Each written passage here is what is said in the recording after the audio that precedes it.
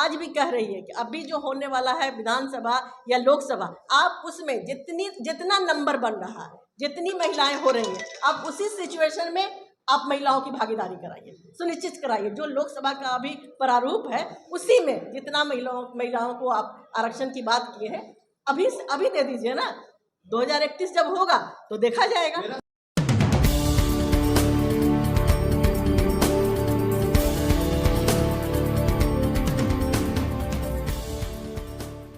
कहीं हमारी चुप्पी, हमारी महिला विंग हर जगह जा रही है। अभी कल परसों उत्तर प्रदेश में भी इस तरह का मामला आया है, तो उत्तर प्रदेश की महिला कांग्रेस की जो अध्यक्षा हैं और पूरे टीम के साथ वहाँ पे गई हैं। पुतला देखिए, हम कहीं सरकार में नहीं है, हम विरोध कर सकते हैं, हम मजबूती के साथ खड़े रह सकते हैं उन बच्चियों के साथ, उन लड़कियों के साथ, लेकिन ये कानून और सरकार का काम होता है उन्हें सजा दिलाना। जो नहीं दिला पाते हैं, नहीं दिलाने पाने के कारण क्या होता है कि मनोबल बढ़ता है उनका। आखिर मणिपुर में जो घटना घटी, आप मणिपुर की बात करके अच्छी बात की है, 10 महीना होने जा रहा है ना मणिपुर को।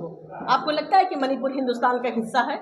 हम सब याद करते हैं कि वो हिंदुस्तान का हिस्सा है। हमारी रोज वहाँ बेटी बहू के साथ जो ज्यादतियाँ हो रही हैं, मतलब सिर्फ रेप ही नहीं हो रहा, उनको मार भी दिया जा रहा है। ये 10 महीने से भाजपा कहाँ है? क्या एक बार भी प्रधानमंत्री के मुंह से मणिपुर की बात निकली है? मणिपुर का मां निकला है उनके मुंह से? वहाँ राहुल गांधी जी गए हैं, वहाँ महिला कांग्रेस की अध्यक्षा गई है, हमारे सब बड़े नेता गए हैं। बल्कि इसी चीज़ को एक तरह से कहिए कि मजबूती दिलाने के लिए, नारी को न्याय दिलाने के लिए हमारे राहुल गांधी जी यात्रा ही शुरू किए हैं मणिपुर से।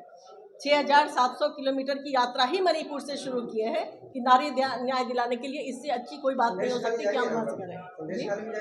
क्या हाँ बिल्कुल, राहुल गांधी जाए न जाए हम सब जाएंगे, और वहाँ की महिला विंग जरूर गई होगी। आपको शायद नहीं मालूम होगा, लेकिन वो जरूर गई होगी।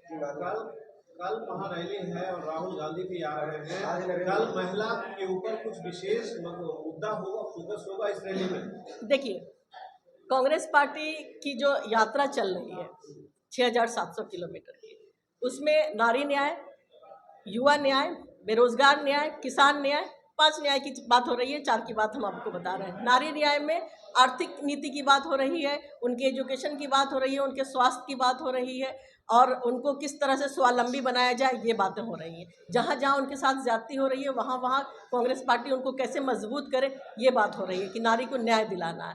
तो कांग्रेस पार्टी इससे ना कभी पीछे हटी है ना कभी पीछे हटेगी। आपको अगर याद हो तो यूपीए 1 यूपीए 2 में जितनी भी कल्याणकारी योजनाएं बनाई गई थी, सबको केंद्र में, सबके केंद्र में महिलाएं थी। चाहे वो अन्नपूर्णा योजना हो, चाहे वो किसी भी तरह का योजना रहा हो, उसको महिलाओं को ही सेंटर में रखा गया था कि उनकी मालकिन महिला, उनका जो कार्ड बनता था, घर की बड़ी सबसे महिला होती थी, उन्हीं को बनाया जाता था। तो महिलाओं के बारे में हमेशा कांग्रेस पार्टी ही सोचती रही है। इस बार लोकसभा चुनाव का भी बहुत नजदीक है। चुनाव में कांग्रेस ही नहीं बल्कि पूरे इंडिया गठबंधन महिलाओं को कैसे अधिक भूमिका दे पाएगी?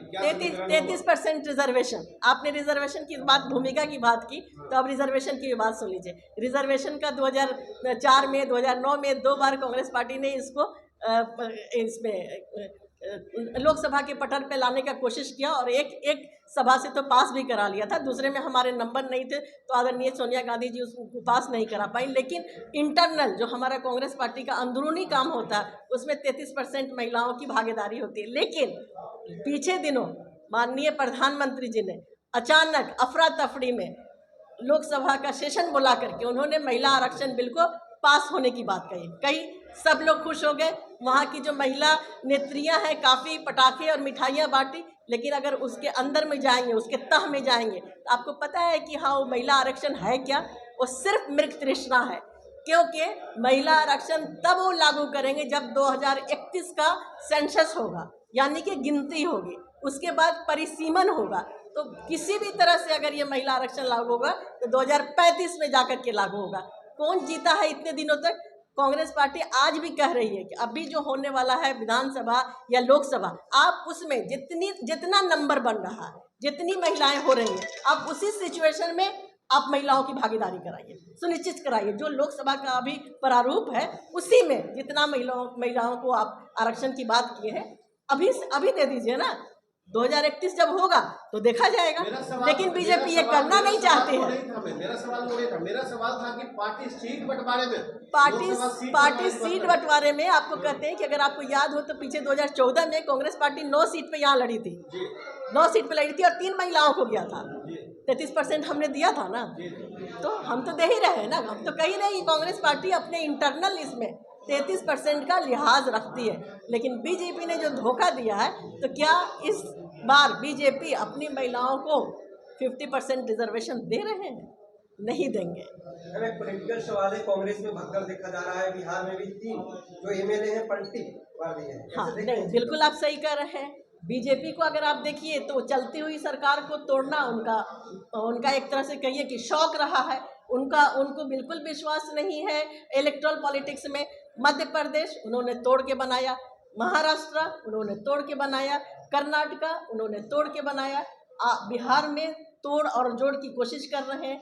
एक बार तोड़ते हैं, एक बार जोड़ते हैं, फिर एक बार तोड़ते हैं। और उनका अभी टारगेट है कि हमको अभी अपने एमएलए का नंबर जो है 100 बनाना है। ठीक है, तो जनता तो उनको 100 दी नहीं थी, तो इधर से तोड़ के, उधर से तोड़ के, इधर से चोरी करके, उधर से चोरी करके वो जनता के वोट का चोरी कर रहे हैं। हाँ बिल्कुल हिमाचल में मेरी सरकार है। मैम, जो यहाँ पर से विधायक पलट के उधर जा रहे हैं, तो आपको लगता है कांग्रेस इससे कमजोर हो रही है या इंडिया गठबंधन? बिल्कुल इसका कोई फर्क इंडिया गठबंधन पे नहीं हो रहा, ना ही कमजोर हो रही है। एक बात आप अच्छा किए मैम पूछ लिए, बीजेपी कहती थी ना कि कांग्रेस मुक्त सरकार बनाना है, कांग्रेस मुक्त भारत बनाना है। भाजपा आज कांग्रेस युक्त हो गई हुई है। अगर आप देखें तो भाजपा में सारे बड़े नेता जो भी हैं वो कांग्रेस के गए हुए हैं, तो भाजपा के नेता कहाँ? अगर किसी दिन पलट गया, सारे नेता कांग्रेस के वापस आ गए, तो भाजपा का तो भरभरा करके गिर जाएगी। चलिए, बहुत बहुत शुक्रिया।